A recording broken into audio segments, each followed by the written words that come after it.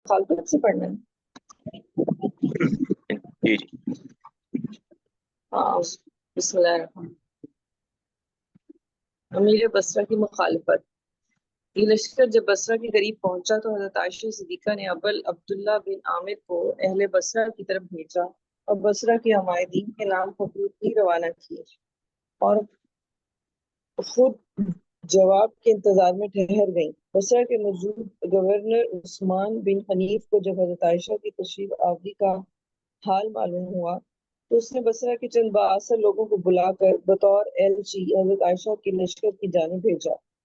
इन लोगों ने हजरत अमीर उम्मुल मोमिनीन की खिदमत में हाजिर होकर तशरीफ लाने का सबब दरियाफ्त किया तो उन्होंने जवाब दिया कि आम बुलवाइयों और कबाइल के फितने पर्दास लोगों ने यह हंगामा बर्पा किया है और मुसलमानों की जमीयत को नुकसान पहुंचाकर इस्लाम को नुकसान पहुंचाना चाहा है।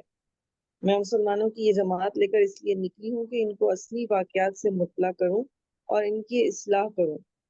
इस फुरूद से मेरा मकसूद इस्लाह बैनुल मुस्लिमीन के सिवा और कुछ नहीं है। वहां से उठकर ये लोग हजरत तलहा और हजरत जुबैर की खिदमत में आए और आने का सबब दरियाफ्त किया। उन्होंने जवाब दिया कि हम उस्मान रज़ी अल्लाह तआला अन्हु का बदला लेने के लिए निकले हैं। फिर इन अ, बसरा दानों ने दरियाफ्त किया कि तुम दोनों ने हजरत अली बिन अबी तालिब के हाथ पर बैत नहीं की थी। उन्होंने जवाब दिया कि हाँ, हमने बैत की थी, मगर इस शर्त पर कि कातिलीन उस्मान से कसास लिया जाए।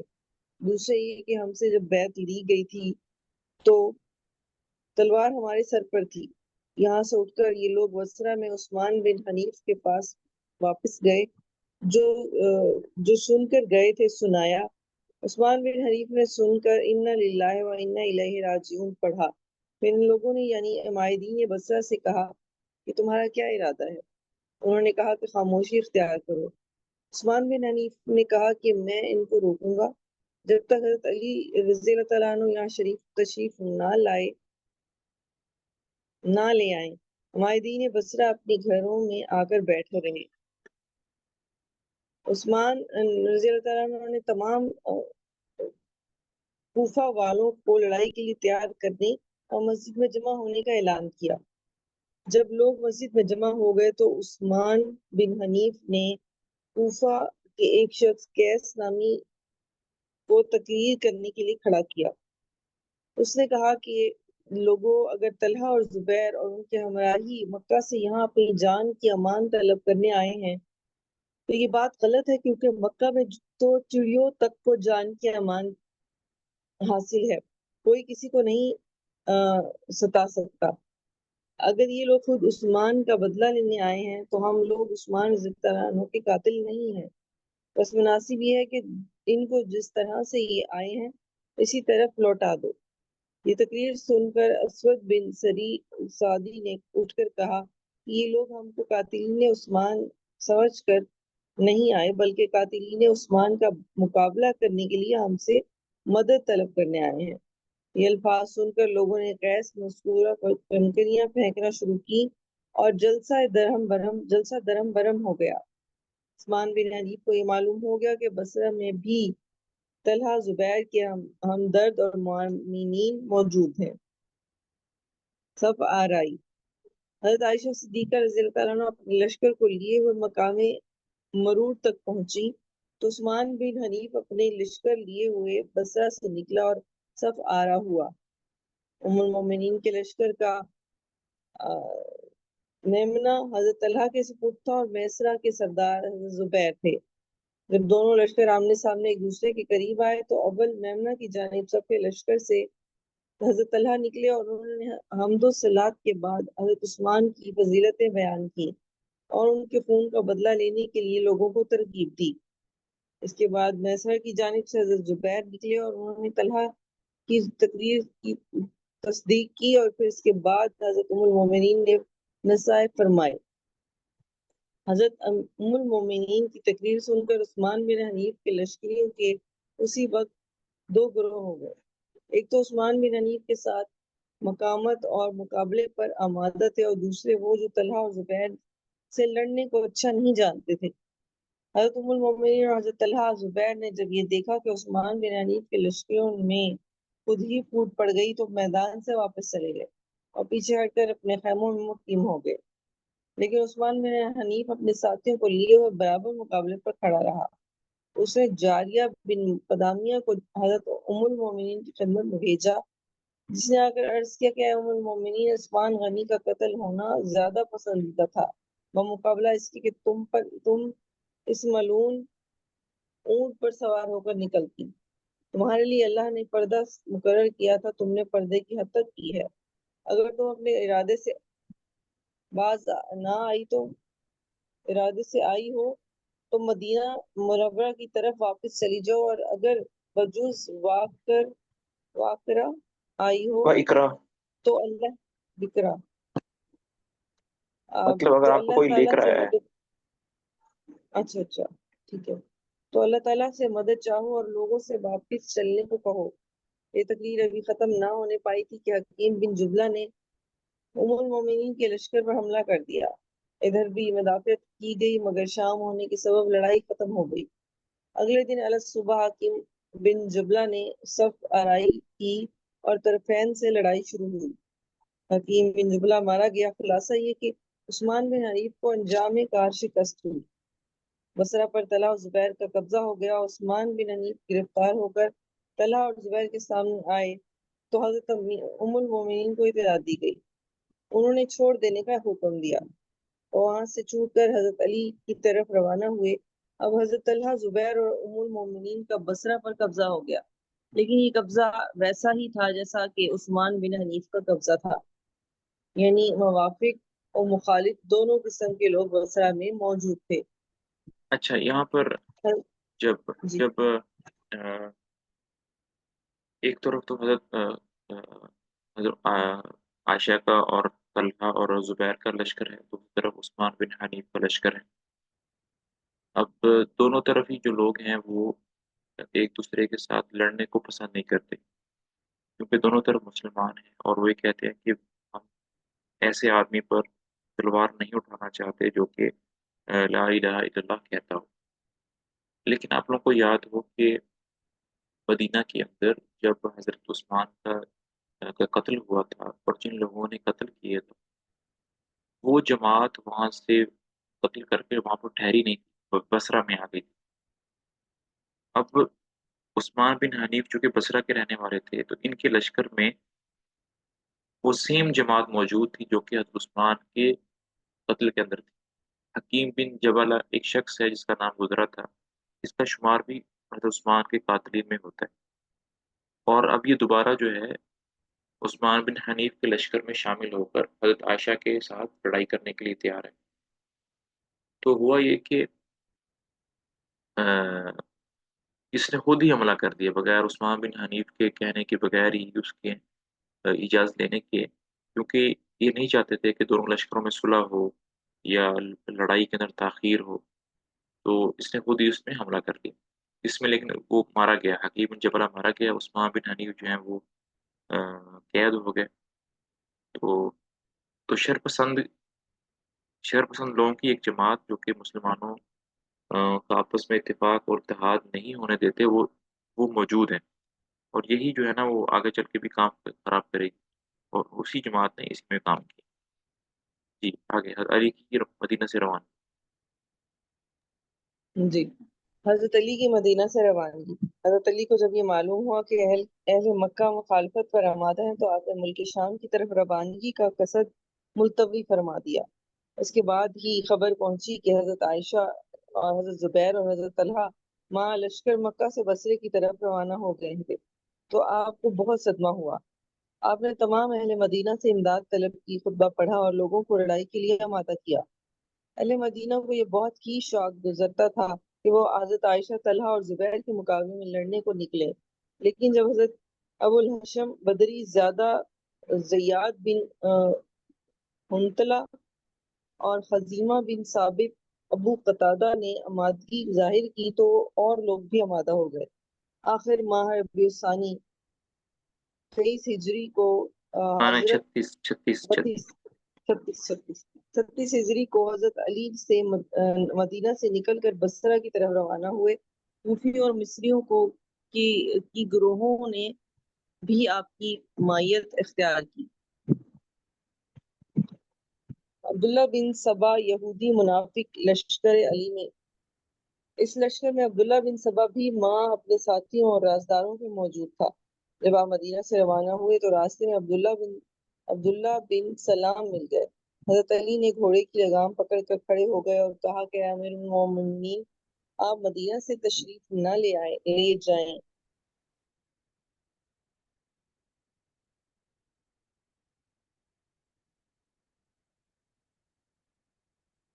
جی، آپ مدینہ سے تشریف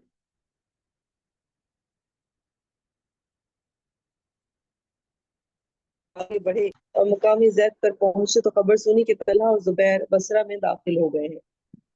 حضرت علی نے یا مقامی ایک منٹ آپ کی آواز جو تھی وہ کٹ گئی یہاں سے کہ آپ مدینہ سے تشریف نہ لے جائیں۔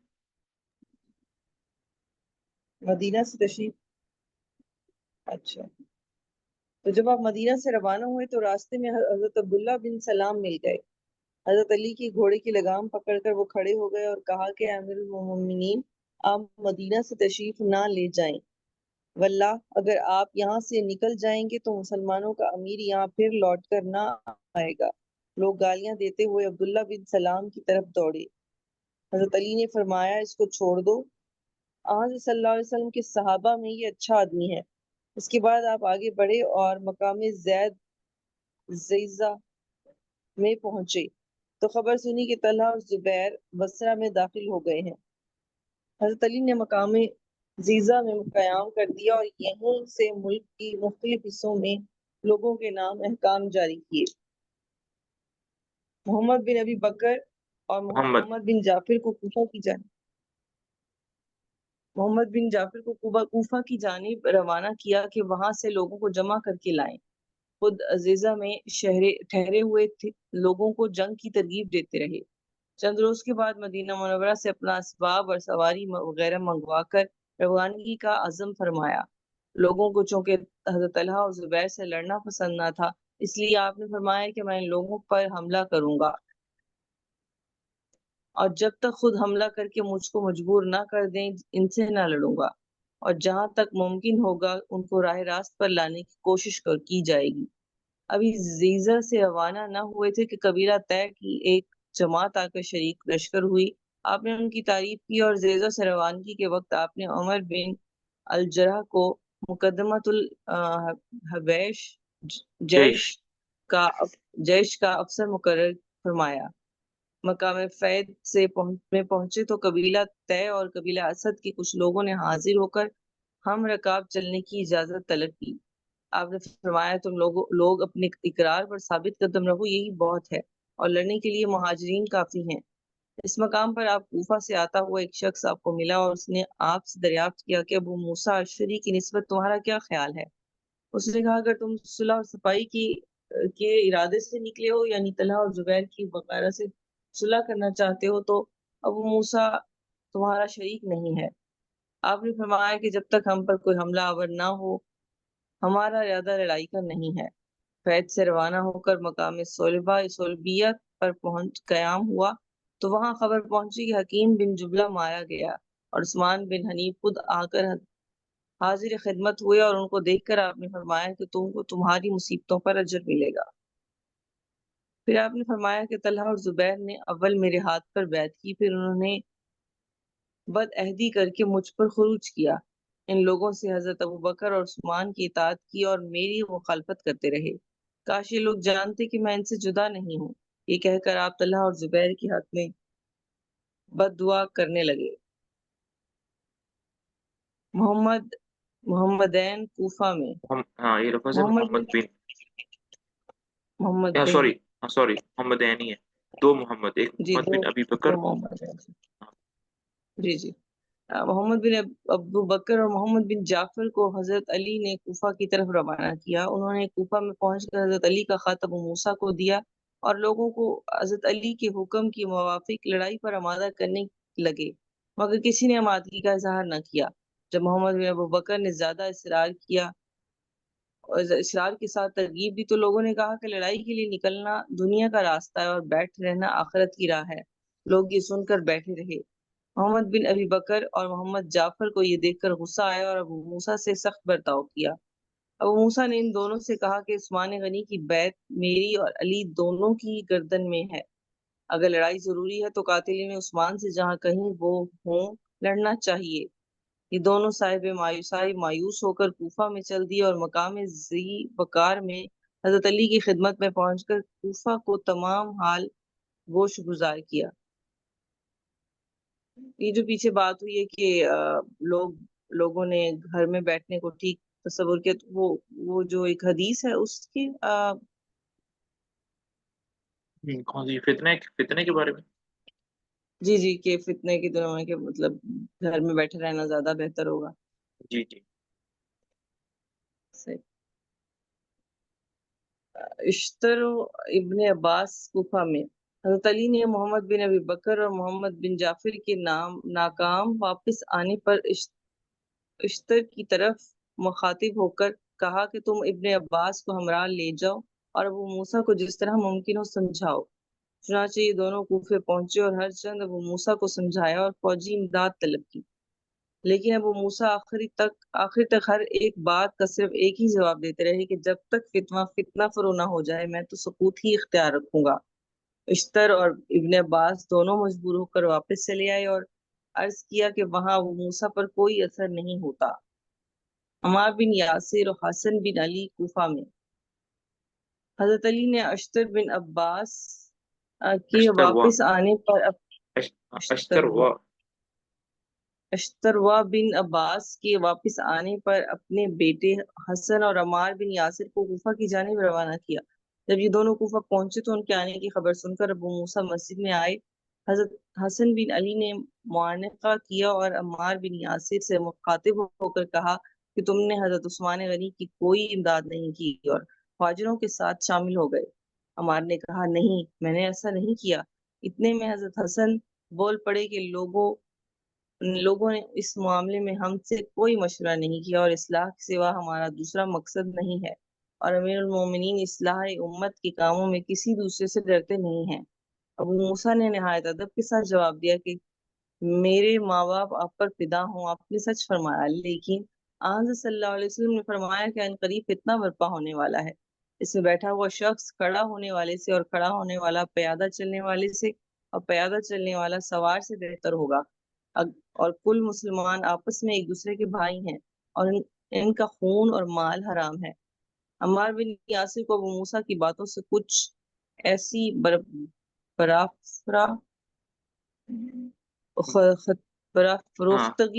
فروختگی ہوئی کہ وہ ابو موسیٰ کو گالی دے بیٹھے۔ ابو موسیٰ نے گالی سن کر خاموش ہو گئے، مگر حاضرین میں سے کسی نے ترکی جواب دیا۔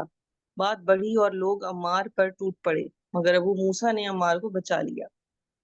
انہی ایام میں حضرت ام المومنین عائشہ صدیقہ نے بصرہ سے اہل کوفہ کے نام خطوط روانہ کی، جس میں لکھا تھا کہ اس زمانے میں تم لوگ کسی کی مدد نہ کرو، اپنے اپنے گھروں میں بیٹھ رہو اور ہماری مدد کرو کہ عثمان کے خون کا بدلہ لینے نکلے ہیں۔ اس جلسے میں زید بن سوہان نے ام المومنین کا خط مسجد میں لوگوں کو پڑھ کر سنانا شروع کیا۔ شبت بن ربی گالی دے بیٹھا۔ اس سے حاضرین میں ایک جوش پیدا ہو گیا اور اعلانیہ حضرت ام المومنین کی طرف داری کا اظہار کرنے لگے۔ ابو موسیٰ جو اس جوش و خروش کو کم کرنے کی کوشش کر رہے تھے کہ فتنہ فرو ہونے تک گھروں میں بیٹھے رہو، میری اطاعت کرو، عرب کے ٹیلوں میں سے ایک ٹیلہ بن جاؤ تاکہ مظلوم تمہارے سائے میں آ کر پناہ گزین ہوں۔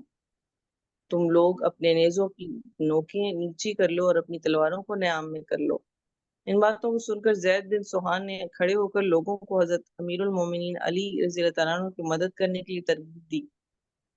اس کے بعد کئی اور شخص یکے بعد دیگرے تائید کرنے کو کھڑے ہو گئے۔ اس کے بعد عمار بن یاسر نے بولے کہ لوگوں، حضرت علی نے تم کو حق دیکھنے کے لیے بلایا ہے، چلو اور ان کے ساتھ ہو کر لڑو۔ پھر حضرت حسن بن علی نے فرمایا کہ لوگوں، ہماری دعوت قبول کرو، ہماری اطاعت کرو، جس مصیبت میں تم اور ہم سب مبتلا ہو گئے ہیں اس میں ہماری مدد کرو۔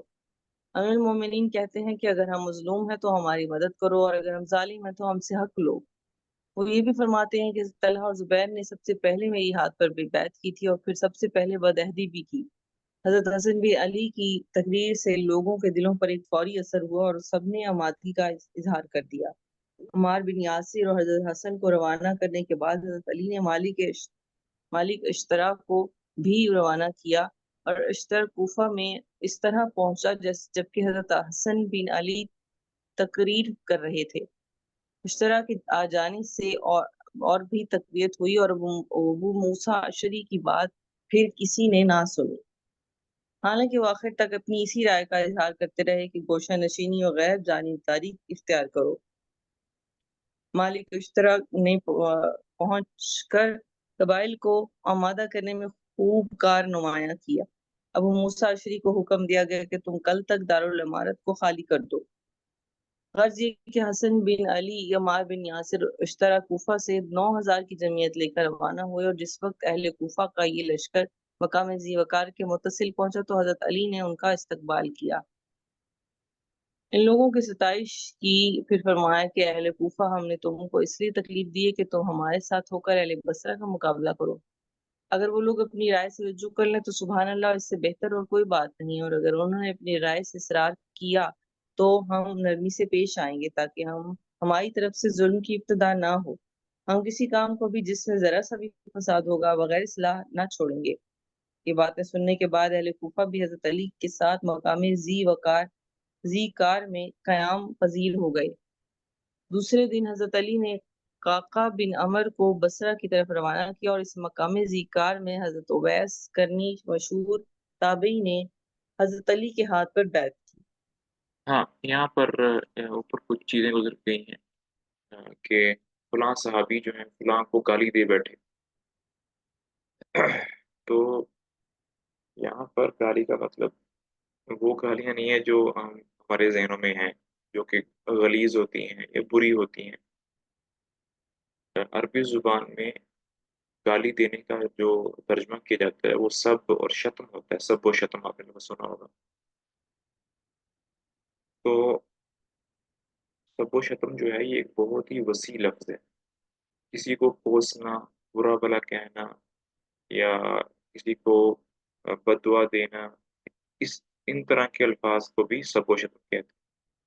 جیسے اکثر عرب لوگ کہتے ہیں بربادی ہو، ٹھیک ہے، تمہارا ستیہ ناش ہو، اس طرح کے الفاظ کو بھی سب و شتم کیا جاتا ہے۔ ہمارے ذہن میں جو گالی کا مطلب ہے وہ ایک غلیظ گالیوں کا مطلب ہے، جو کہ اکثر ہمارے معاشرے کے اندر لوگ استعمال کرتے ہیں، کہ وہ گالیاں نہیں ہیں۔ سمجھ میں آ رہی ہے؟ گالی کا مطلب کسی کو برا بھلا کہنا بھی ہوتا ہے۔ مثال کے طور پر اگر ہم کسی کو کہیں کہ تم نے اچھا نہیں کیا، اللہ تم سے پوچھے گا تم نے یہ کیوں نہیں کیا، کوسنا، اس طرح کے الفاظ کے لیے بھی سب و شتم کا لفظ استعمال ہوتا ہے۔ جی جی ہما، آپ پڑھیے آگے مصالحت کی کوشش۔ سر ایک ڈاؤٹ ہے جی جی جی، یہ اتنا زیادہ ڈفرینس آف اوپینین کیوں ہو جا رہا تھا صحابہ میں؟ وہ ڈائریکٹلی علی رضی اللہ عنہ کے پاس جا کر بات کر سکتے تھے نا؟ جی جب حضرت علی رضی اللہ تعالیٰ عنہ نے خلافت سنبھالی تھی تو آپس میں ان کا ڈائلاگ ہوا تھا، لیکن جیسے میں نے کل بتایا کہ حضرت علی جو تھے ان کی رائے تھی کہ پہلے حکومت کو سنبھال لیا جائے اچھے طریقے سے، اس کے بعد میں قصاص لوں گا۔ لیکن وہ اس کو سنبھالتے سنبھالتے مہینے ہو گئے، اور حضرت عثمان کے جو قاتلین تھے ان سے بدلہ نہیں لیا گیا۔ تو پھر جب بدلہ نہیں لے ہوا تب پھر طلحہ اور زبیر لوگوں نے پھر جو ہے نا خروج کیا بصرہ کی طرف۔ جی اور جتنا بھی سارا کا سارا سنیریو ہے، اس میں ایک بات یاد رکھیں کہ ایک پورا ایک گروہ ہے، ایک لشکر ہے، جو کہ جب بھی مسلمانوں میں آپس میں صلح ہونے لگتی تھی وہ ایکٹیو ہو جاتا تھا۔ وہ بدقسمتی سے وہ جو گروہ تھا وہ حضرت علی کے لشکر میں تھا، اور حضرت علی کو اس کا علم نہیں تھا کہ یہ لوگ میرے لشکر کے اندر ہیں۔ ظاہر بات ہے، لوگ مسلمان ہونے کا دعویٰ کرتے ہیں لیکن اندر سے کچھ اور تھے۔ تو جب بھی دو لشکروں میں آپس میں کوئی ایگریمنٹ ہونے لگتا، کوئی صلح صفائی کی بات ہونے لگتی، تو یہ جو ایک شرپسند گروہ ہے نا، یہ ایکٹیو ہو جاتا اور آپس میں بدگمانیاں پیدا کر کے پھر دوبارہ سے اس کے خلاف کر دیتے. جی ہاں، مسالت کی کوشش.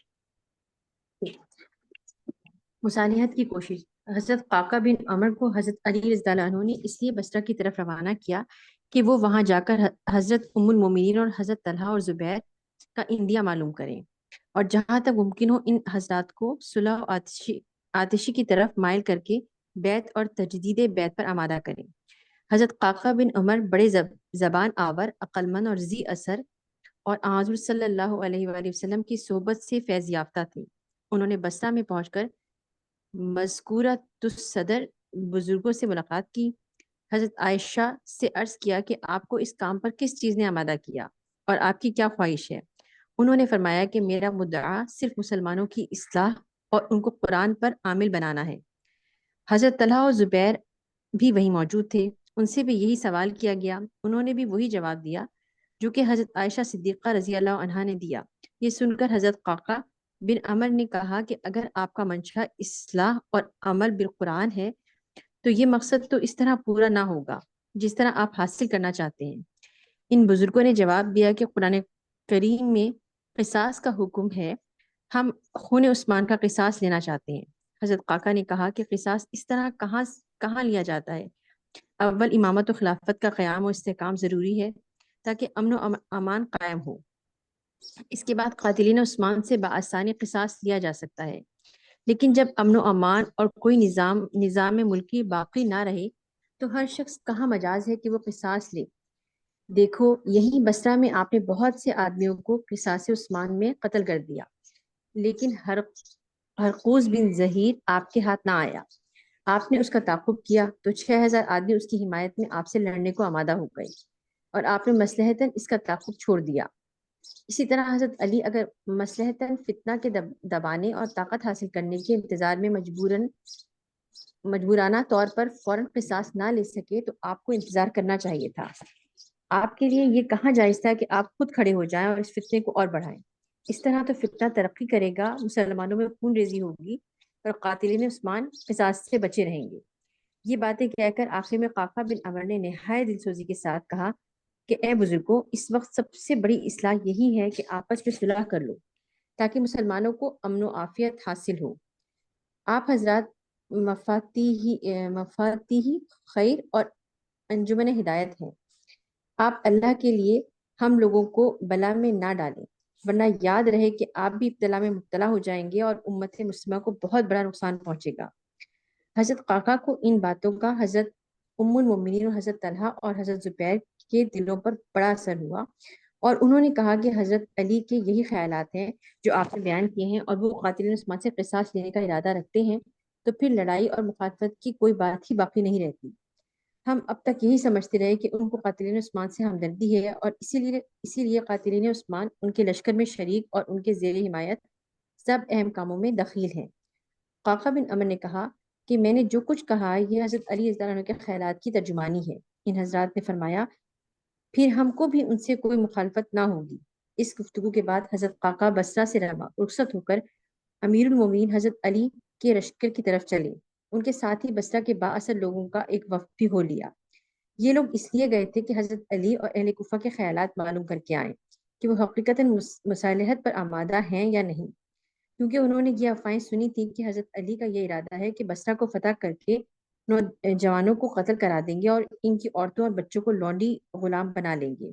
یہ خبریں عبداللہ بن سبا کی جماعت کے لوگوں نے حضرت علی کے لشکر میں شریک تھے بصرہ میں مشہور کرا دی تھی. جب حضرت قاقہ بن عمر حضرت علی کی خدمت میں حاضر ہوئے اور انہوں نے تمام کیفیت گوش گشار کی تو حضرت علی بہت ہی خوش ہوئے. پھر اہل بصرہ کے وفد نے کوفہ والوں سے اور جو حضرت علی کے لشکر میں شریک تھے مل کر ان کی رائے دریافت کی تو سب نے صلح و آشتی کو مناسب اور بہتر بتایا. پھر حضرت علی رضی اللہ عنہ نے ان بصرہ والوں کو اپنی خدمت میں طلب کر کے ہر طرح اطمینان دلایا. یہ لوگ بھی خوش و خرم واپس آئے اور سب کو صلح و مصالحت کی یقینی ہونے کی خوشخبری سنائی. فتنہ پردازی کے مشورت کہیں گے، مشورت ये ये मशवरत मशूरत, है ना, हाँ अरबी में से मशूरा भी कहते मशूरत ठीक है। हैं। हाँ तो सुलह की अब, तमदीद कायम हो जाने हाँ के अब बाद कुछ देखें, अब कुछ सिनेरियो ऐसा है कि दोनों तरफ मुसलमानों के लश्कर हैं, दोनों में से कोई भी नहीं चाहता कि लड़ाई हो, क्योंकि दोनों तरफ अगर लोग मरेंगे तो दोनों मुसलमान ही मरेंगे, और कोई भी नहीं चाहता। लेकिन मैं बार बार ये बताना चाह रहा हूँ कि हज़रत अली के लश्कर में एक ग्रोह ऐसा है जो कि हज़रत उस्मान के कातलीन हैं या उनके कत्ल में शरीक हैं। वो उस लश्कर को ये प्रॉब्लम हो जाता था कि जब भी उनको लगता था कि दोनों लश्करों की, हज़रत आयशा की और हज़रत अली की सुलह होने वाली है, वो ये कहते थे कि अगर इनकी सुलह होगी तो फिर हमारी खैर नहीं है, क्योंकि मुसलमानों की सुलह हो जाएगी और जो निज़ाम है वो मुस्तहकम हो जाएगा, अमन हो जाएगा, तो फिर हज़रत अली को टाइम मिल जाएगा कि वो अब उस्मान के कातिल से बदला लेना शुरू करें।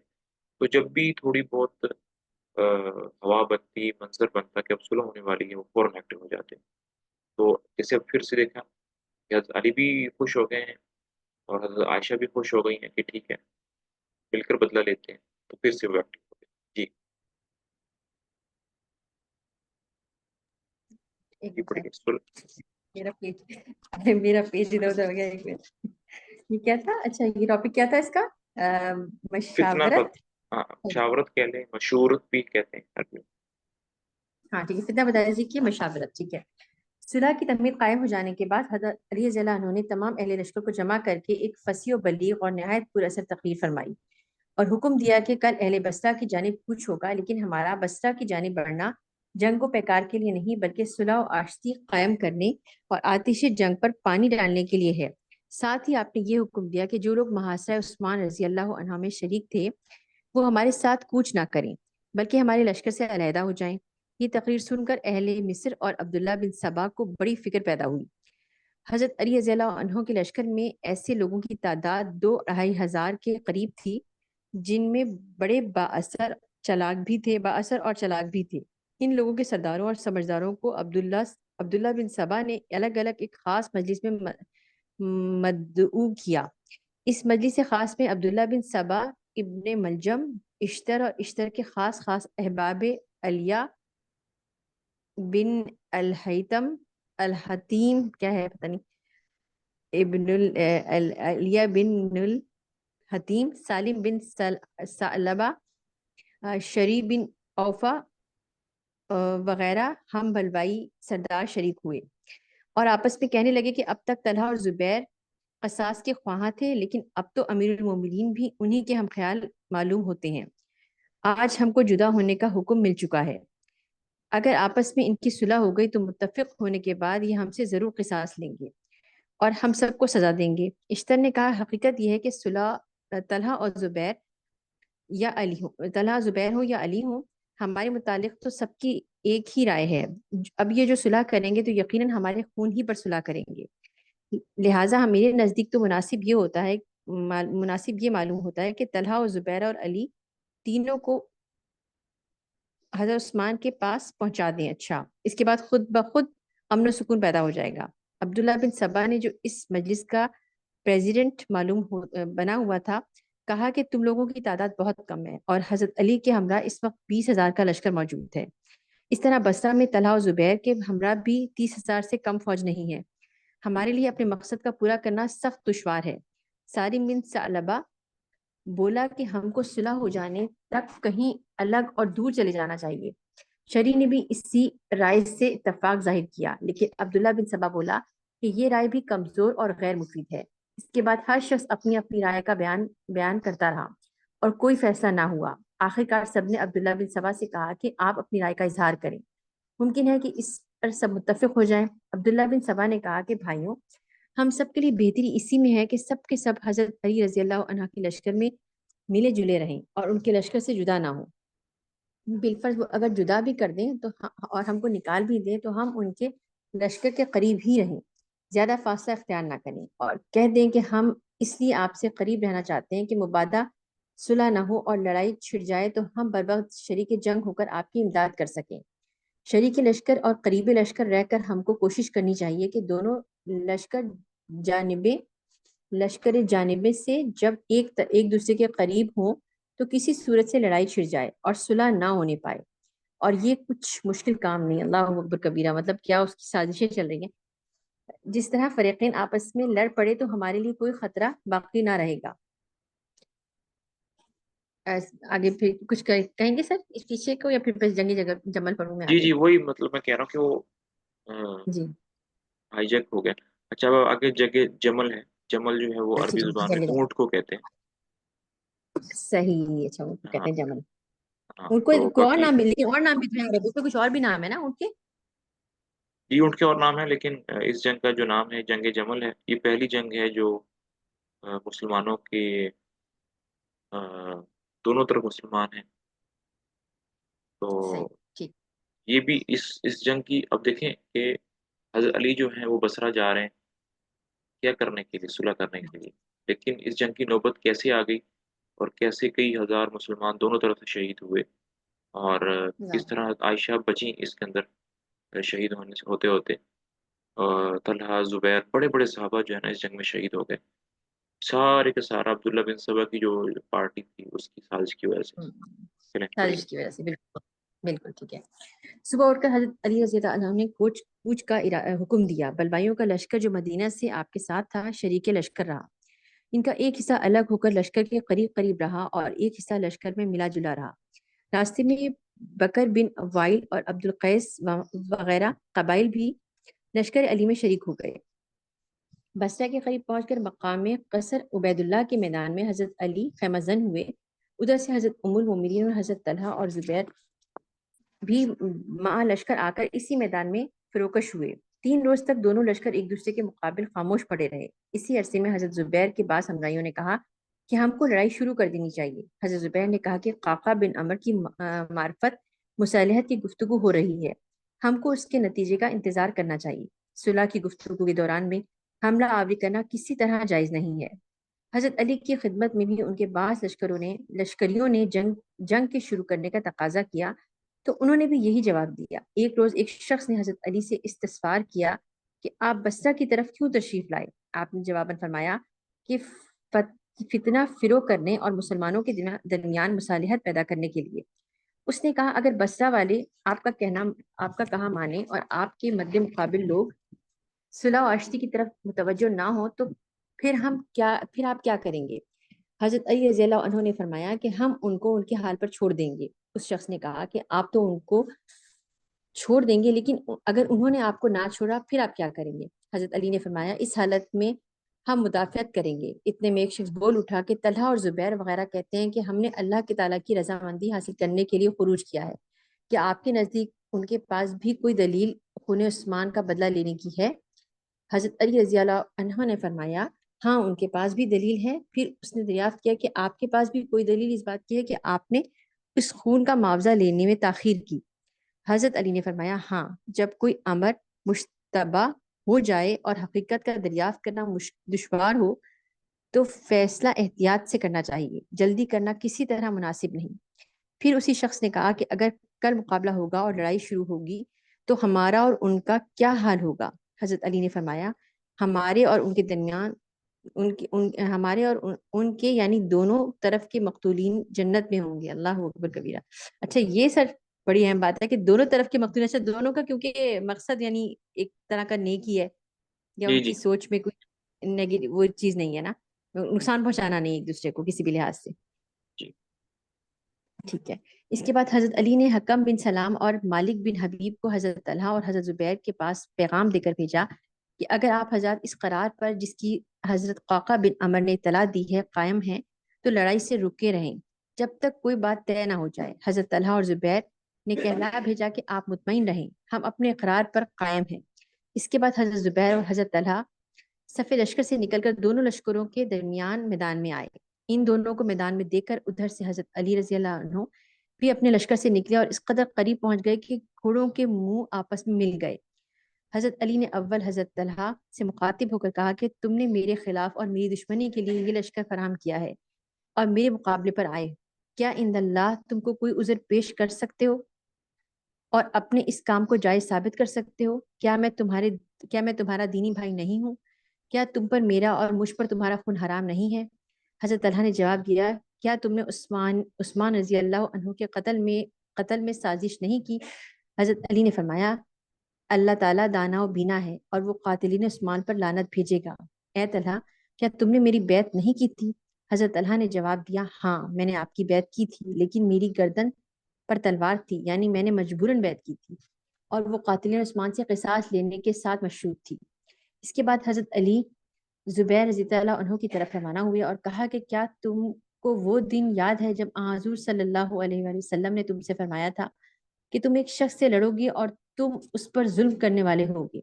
یہ سن کر حضرت زبیر نے فرمایا ہاں مجھ کو یاد آ گیا، لیکن آپ نے میری روانگی سے پہلے مجھ کو یہ بات یاد نہ دلائی، ورنہ میں مدینہ سے روانہ نہ ہوتا، اور اب واللہ میں تم سے ہرگز نہ لڑوں گا۔ اس گفتگو کے بعد ایک دوسرے سے جدا ہو کر اپنے اپنے لشکر کی طرف واپس آ کر حضرت ام المومنین کی خدمت میں حاضر ہوئے اور کہا کہ آج مجھ کو علی نے ایک ایسی بات یاد دلائی کہ میں ان سے کسی حالت میں لڑنا پسند نہ کروں گا، میرا ارادہ ہے کہ میں سب کو چھوڑ کر واپس چلا جاؤں۔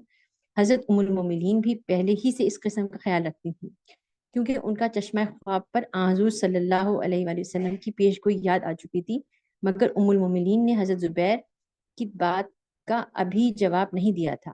حضرت عبداللہ بن زبیر اپنے باپ حضرت زبیر سے کہنے لگے آپ نے جب دونوں فریق میدان میں جمع کر دیے اور ایک دوسرے کی عداوت پر ابھار دیا تو اب چھوڑ کر جانے کا قصد فرماتے ہیں۔ مجھ کو یہ معلوم ہوتا ہے کہ حضرت علی کے لشکر کو دیکھ کر ڈر گئے اور آپ کے اندر بزدلی پیدا ہو گئی ہے۔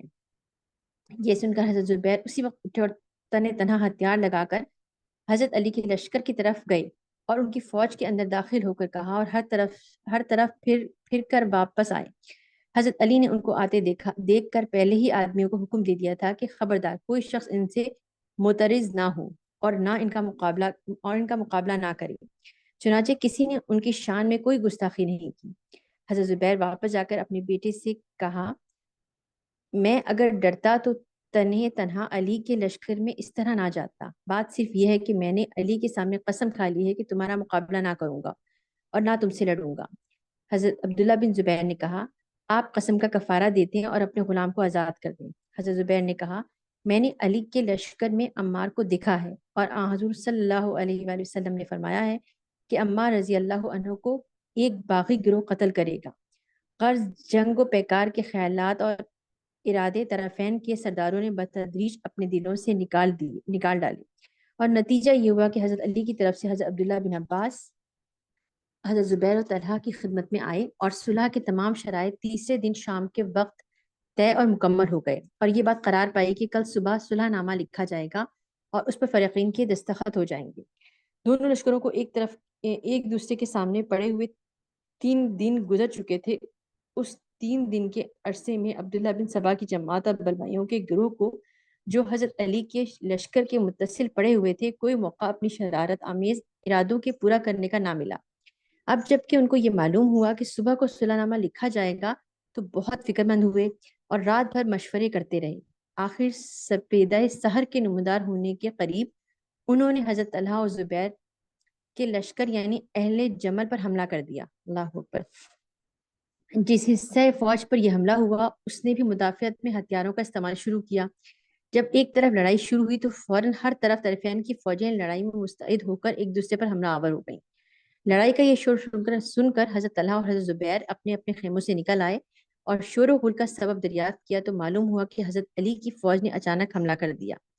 حضرت طلحہ اور زبیر فرمانے لگے افسوس حضرت علی بغیر کشت و خون کے باز نہ آئیں گے۔ ادھر شور و غل کی آواز سن کر حضرت علی اپنے خیمے سے نکلے اور شور و غل کی وجہ پوچھی تو وہاں پہلے ہی عبداللہ بن سبا نے اپنے چند آدمیوں کو لگا رکھا تھا۔ انہوں نے فوراً جواب دیا کہ طلحہ اور زبیر نے ہمارے لشکر پر اچانک بے خبری میں حملہ کر دیا اور مجبوراً ہمارے آدمی بھی مدافعانہ لڑائی پر آمادہ ہو گئے۔ حضرت علی نے فرمایا افسوس طلحہ اور زبیر بغیر خونریزی کے باز نہ آئیں گے۔ یہ فرما کر اپنے فوجوں کے حصوں کو احکام بھیجنے اور دشمن کا مقابلہ کرنے پر آمادہ کرنے لگے۔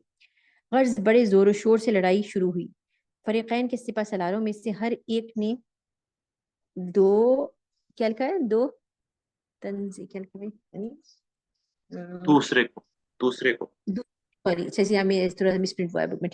ہر ایک نے دوسرے کو مجرم سمجھا اور حقیقت اصلیہ سے دونوں بے خبر اور ناواقف رہے۔ تاہم فریقین کے لشکر میں لڑائی شروع ہونے کے بعد ایک ہی قسم کی منادی ہوئی کہ اس مارکے میں کوئی شخص بھاگنے والا تعاقب نہ کرے، کسی زخمی پر حملہ نہ کرے، نہ کسی کا مال و اسباب چھینے۔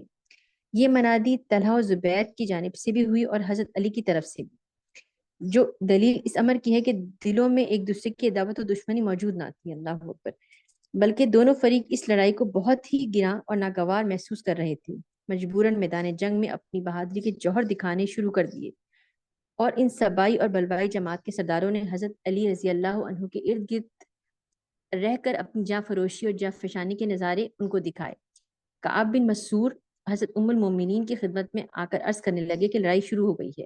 مناسب یہاں یہ یہ جو معلوم ہوتا ہے کہ یہ جو ہے یہ کعب بن مسور، مسور، اوکے مسور، ٹھیک ہے، مسور حضرت ام المومنین کی خدمت میں آ کر عرض کرنے لگے کہ لڑائی شروع ہو گئی ہے۔ مناسب یہ معلوم ہوتا ہے کہ آپ اونٹ پر سوار ہو جائیں اور میدان قتال کی طرف چلیں۔ ممکن ہے کہ آپ کی سواری دیکھ کر لوگ قتال سے رک جائیں اور صلح کی کوئی صورت پیدا ہو جائے۔ یہ سن کر حضرت ام المومنین نے آمادگی ظاہر کی اور فوراً اونٹ پر سوار ہو کر گئیں۔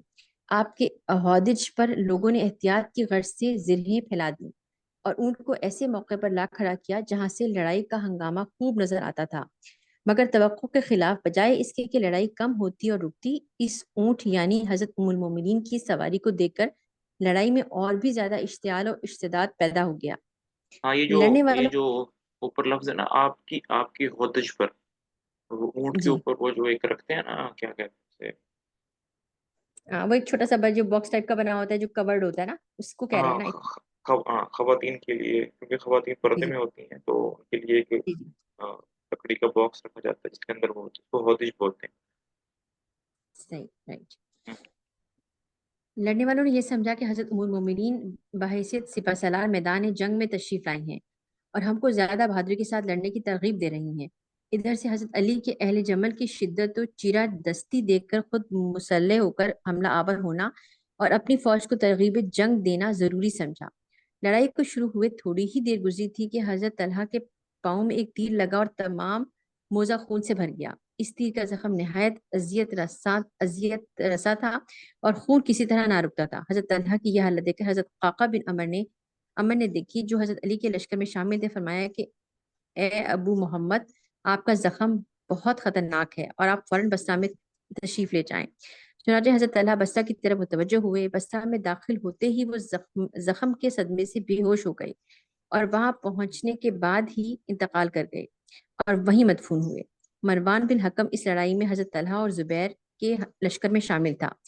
جب لڑائی شروع ہو گئی تو حضرت طلحہ نے ارادہ کیا کہ میں بھی علی کا مقابلہ ہرگز نہ کر سکوں گا۔ اسی خیال سے وہ لشکر سے الگ ہو کر ایک طرف کھڑے ہو گئے، حضرت علی کی باتوں پر غور کر رہے تھے، اور حضرت زبیر حضرت علی کی گفتگو اور عمار بن یاسر کی والی پیشگوئی کو یاد کر کے اس لڑائی سے بالکل جدا اور غیر جانبدار ہونا چاہتے تھے۔ اس حالت میں مروان بن حکم نے ان کو دیکھا اور سمجھ گیا کہ یہ لڑائی میں کوئی حصہ لینا نہیں چاہتے اور صاف بچ کر نکل جانا چاہتے ہیں۔ چنانچہ اس نے اپنے غلام کو اشارہ کیا، اس نے مروان کے چہرے پر چادر ڈال دی۔ مروان نے چادر سے اپنا منہ چھپا کر کوئی شناخت نہ کرے ایک زہر آلود تیر کمان میں جوڑ کر حضرت طلحہ کو نشانہ بنایا۔ اللہ اکبر! یہ تیر حضرت طلحہ کے پاؤں کو زخمی کر کے گھوڑے کے پیٹ میں لگا اور گھوڑا حضرت طلحہ کو لیے ہوئے گرا۔ حضرت طلحہ نے اٹھ کر حضرت علی رضی اللہ عنہ کے غلام کو، جو اتفاقاً اس طرف سے سامنے آ گیا، بلایا اور اس کے ہاتھ پر حضرت قعقاع کے ہاتھ پر یا حضرت قعقاع کے ہاتھ پر جو وہاں آ گئے تھے نیابتاً حضرت علی کی بیعت کی اور تجدید بیعت کے بعد بصرہ میں آ کر انتقال فرمایا۔ حضرت علی کو جب معلوم ہوا تو انہوں نے حضرت طلحہ کے لیے دعا کیا اور ان کی بہت تعریف فرماتے اور افسوس کرتے رہتے۔ حضرت زبیر کی صلح پسندی۔ جب لڑائی شروع ہوئی تو حضرت زبیر بن عوام، جو پہلے ہی سے ارادہ فرما چکے تھے کہ حضرت علی سے نہ لڑیں گے، میدان جنگ سے جدا ہو گئے۔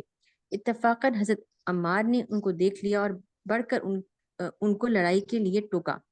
حضرت زبیر نے فرمایا کہ میں تم سے نہ لڑوں گا، لیکن حضرت عمار کو لڑائی کا بانی سمجھ کر سخت ناراض ہوئے۔ انہوں نے حملہ کیا۔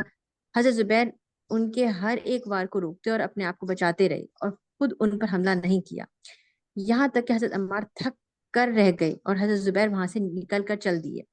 اہل بصرہ سے احنف بن قیس اپنے قبیلے کی ایک بڑی جمعیت لیے دونوں لشکروں سے الگ بالکل غیر جانبدار حالت میں ایک طرف خیمہ زن تھے۔ انہوں نے پہلے ہی سے دونوں طرف کے سرداروں کو مطلع کر دیا تھا کہ ہم دونوں میں سے کسی ایک کی حمایت یا مخالفت نہ کریں گے۔ حضرت زبیر میدان جنگ سے نکل کر چلے احنف بن قیس کی لشکر گاہ کے قریب سے ہو کر گزرے۔ احنف بن قیس کے لشکر سے ایک شخص عمر بن جرموس حضرت زبیر کے پیچھے ہو لیا اور قریب پہنچ کر ان کے ساتھ ساتھ چلنے اور کوئی مسئلہ ان سے دریافت کرنے لگا، جس سے حضرت زبیر کو اس کی نسبت کوئی شک و شبہ پیدا نہ ہوا، لیکن اس کی طبیعت میں کھوٹ تھا۔ وہ ارادہ فاسد سے ان کے ہمراہ ہوا تھا۔ وادی سبا میں پہنچ کر نماز کا سبا میں پہنچ کر نماز کا وقت آیا تو حضرت زبیر نماز پڑھنے کھڑے ہوئے۔ بحالت نماز جبکہ سجدے میں تھے، عمر بن جرموز نے ان پر وار کیا۔ وہاں سے وہ سیدھا حضرت علی کی خدمت میں حاضر ہوا۔ اول کسی شخص نے حضرت علی کی خدمت میں عرض کیا کہ زبیر بن عوام کا قاتل آپ کی خدمت میں حاضر ہونے کی اجازت طلب کرتا ہے۔ آپ نے فرمایا کہ اس کو اجازت دے دو، مگر ساتھ ہی اس کو جہنم کی بشارت بھی دے دو۔ جب وہ سامنے آیا تو آپ نے اس کے ساتھ حضرت زبیر کی تلوار دیکھی تو آپ کے آنسو نکل پڑے اور کہا کہ اے ظالم، یہ وہ تلوار ہے جس نے عرصہ دراز تک رسول اللہ صلی اللہ علیہ وآلہ وسلم کی حفاظت کی ہے۔ عمر بن جرموز پر ان الفاظ کا کچھ ایسا اثر ہوا کہ وہ حضرت علی کی شان میں ان کے سامنے ہی چند گستاخانہ الفاظ کہہ کر اور تلوار خود ہی اپنے پیٹ میں جھونک کر مر گیا، اور اس طرح وہ واصل با جہنم ہو گیا۔ حضرت طلحہ رضی اللہ عنہ کی علیحدگی۔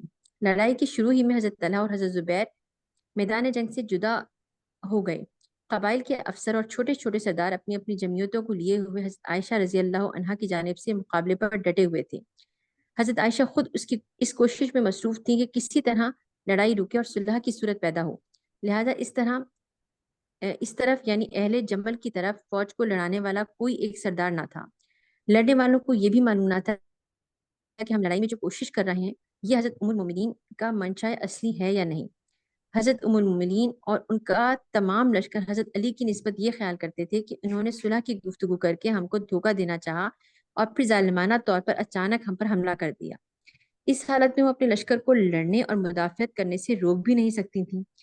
ادھر اہل بصرہ کو اس بات کا یقین ہو گیا کہ جو خبریں ہم نے حضرت علی رضی اللہ عنہ کی نسبت پہلے سنی تھی کہ وہ اہل بصرہ کو قتل کر کے ان کی بیوی بچوں کو باندھی غلام بنا لیں گے، وہ صحیح تھی۔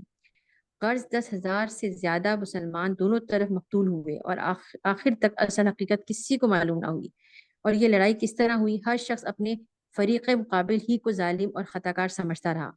حضرت علی رضی اللہ عنہ چونکہ خود لشکر کی سپہ سالاری فرما رہے تھے، لہٰذا ان کی طرف سے ایسے سخت حملے ہوئے کہ اہل جمل کو پسپا ہونا پڑا، اور حضرت عائشہ صدیقہ رضی اللہ عنہ کا جمل یعنی حضرت علی رضی اللہ عنہ کی حملہ آور فوج کی زد میں آ گیا۔ اسی اونٹ کی مہار کعب کے ہاتھ میں تھی، وہی حضرت عائشہ کو مشورہ دے کر میدان جنگ کی طرف لائے تھے، شاید کوئی صلح کی صورت پیدا ہو جائے۔ جب حضرت ام المومنین نے دیکھا کہ حملہ آور فوج کسی طرح نہیں رکتی اور اونٹ کو بچانے کے لیے بصرہ والوں نے جو اول پسپا ہو گئے تھے از سر نو اپنے قدم جما لیے ہیں اور بڑے بڑے جوش و خروش کے ساتھ تلوار چل رہی ہے، تو انہوں نے کعب رضی اللہ عنہ کو حکم دیا کہ تم اونٹ کی مہار چھوڑ کر قرآن مجید کو بلند کر کے آگے بڑھو اور لوگوں کو قرآن مجید کے محاکمے کی طرف بلاؤ اور کہو کہ ہم کو قرآن مجید کا فیصلہ منظور ہے، تم بھی قرآن مجید کا فیصلہ مان لو۔ کعب نے آگے بڑھ کر یوں ہی اعلان کیا۔ عبداللہ بن سبا کے لوگوں نے یک لخت ان پر تیروں کی بارش کی اور وہ شہید ہو گئے۔ اس کے بعد اہل بصرہ میں اور بھی جوش ہوا اور حضرت عائشہ کے اونٹ کے ارد گرد لاشوں کے انبار لگ گئے۔ اللہ اکبر۔ اہل بصرہ برابر قتل ہو رہے تھے اور حضرت عائشہ کے اونٹ تک حریف کو نہیں پہنچنے دیتے تھے۔ حضرت علی رضی اللہ عنہ نے اس کیفیت کو دیکھ کر فوراً سمجھ لیا کہ جب تک یہ ناقہ میدان جنگ میں نظر آتا رہے گا لڑائی کی شعلے کبھی فرو نہ ہوں گے۔ حضرت عائشہ کا اونٹ لڑائی اور کشت و خون کا مرکز بنا ہوا تھا۔ چاروں طرف سے حضرت عائشہ کے کجاوے پر تیروں کی بارش ہو رہی تھی اور قاتلین عثمان پر بددعائیں کر رہی تھیں، اور وہ قاتلین عثمان پر بددعائیں کر رہی تھیں۔ حضرت علی نے اپنے آدمیوں کو حکم دیا کہ اس ناقے کو کسی طرح مارو۔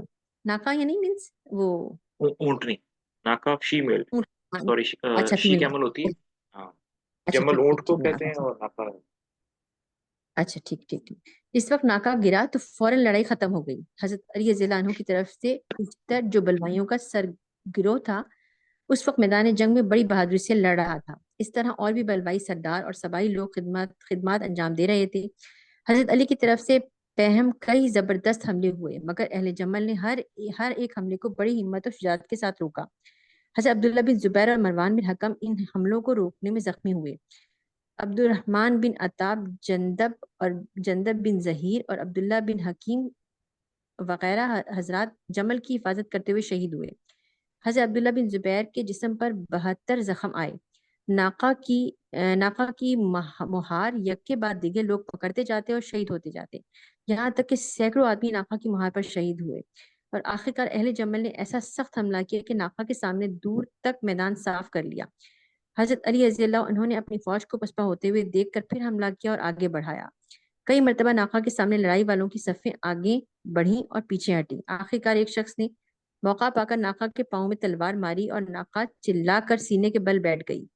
اس وقت حضرت قعقاع بن عمر ناقہ کے قریب پہنچ گئے تھے اور ناقہ کے گرتے ہی اہل جمل منتشر ہو گئے اور حضرت علی کے لشکر نے حملہ کر کے ناقہ کا محاصرہ کر لیا۔ حضرت علی نے محمد بن ابو بکر کو، جو ان کے ساتھ تھے، حکم دیا کہ جا کر اپنی بہن کی حفاظت کرو اور ان کو کسی قسم کی تکلیف نہ پہنچنے پائے۔ قعقاع بن عمر، محمد بن ابی بکر، عمار بن یاسر نے کجاوے کی رسیاں کاٹ کر کجاوے کو اٹھا کر لاشوں کے درمیان سے الگ لے جا کر رکھا اور پردے کے لیے اس پر چادریں تان دی۔ حضرت علی خود تشریف لائے اور قریب پہنچ کر سلام علیکہ کے بعد کہا، اماں جان، آپ کا مزاج بخیر ہے؟ حضرت عائشہ رضی اللہ عنہا سے فرمایا، اللہ تعالیٰ آپ کی ہر ایک غلطی کو معاف کرے۔ حضرت عائشہ رضی اللہ عنہ نے فرمایا، اللہ تمہاری بھی ہر ایک غلطی کو معاف کرے۔ اس کے بعد سرداران لشکر یک کے بعد دیگر حضرت ام المومنین کے سلام کو حاضر ہوئے۔ حضرت قعقاع سے حضرت عائشہ رضی اللہ عنہ نے فرمایا کہ کاش میں آج کے واقعے سے 20 برس پہلے مر جاتی۔ حضرت قعقاع نے جب حضرت علی رضی اللہ عنہ سے اس قول کو روایت کیا تو انہوں نے بھی یہی فرمایا کہ کاش میں آج سے 20 برس پہلے مر جاتا۔ اللہ اکبر۔ اس جنگ کا نام جنگ جمل اس لیے مشہور ہوا کہ حضرت عائشہ رضی اللہ عنہا جس جمل پر سوار تھی وہی جمل لڑائی کا مرکز بن گیا تھا۔ اس لڑائی میں حضرت عائشہ رضی اللہ عنہا کی طرف سے لڑنے والوں کی تعداد 30,000 تھی، جس میں سے 9,000 آدمی میدان جنگ میں کام آئے، اور حضرت علی کی فوج کی تعداد میدان جنگ میں 20,000 تھی، جس میں 1,070 آدمی کام آئے۔ حضرت علی نے تمام مقتولین کے جنازے کی نماز پڑھی، سب کو دفن کرایا۔ لشکر گاہ اور میدان جنگ میں جو مال و اسباب تھا اس کے متعلق منادی کرا دی کہ جو شخص اپنے مال و اسباب کی شناخت کرے وہ لے جائے۔ جب شام ہو گئی تو حضرت ام المومنین کو محمد بن ابی بکر نے ان کے بھائی نے بصرہ میں لے جا کر عبداللہ بن خلف خزائی کے مکان میں صفیہ بنت الحرث بن ابی طلحہ کے پاس ٹھہرایا۔ اگلے دن حضرت علی رضی اللہ عنہ بصرہ میں داخل ہوئے اور تمام اہل بصرہ نے آپ کی بیعت کی۔ اس کے بعد حضرت علی ام المومنین کی خدمت میں حاضر ہوئے۔ چونکہ عبداللہ بن خلف اس معرکے میں کام آ گئے تھے، لہٰذا عبداللہ بن خلف کی والدہ نے حضرت علی رضی اللہ عنہ کو دیکھ کر بہت کچھ سخت اور سست کہا، مگر حضرت علی نے کسی بات کا جواب نہیں دیا۔ بعض ہمراہیوں نے کچھ گرا محسوس کیا تو آپ نے فرمایا، عورتیں چونکہ ضعیف ہوتی ہیں اس لیے ہم تو مشرکہ عورتوں سے بھی درگزر کیا کرتے ہیں، اور یہ تو مسلمان عورتیں ہیں، ان کی ہر ایک بات کو برداشت کرنا چاہیے۔ حضرت ام المومنین سے حضرت علی نے بڑی تعظیم و تکریم کا برتاؤ کیا اور ان سے پوچھا کہ آپ کو کسی قسم کی تکلیف تو نہیں؟ پھر تمام معاملات میں ہر طرح کی صلح صفائی ہو گئی۔ حضرت علی نے بھی معذرت کر لی اور حضرت عائشہ نے بھی معذرت کا اظہار کیا۔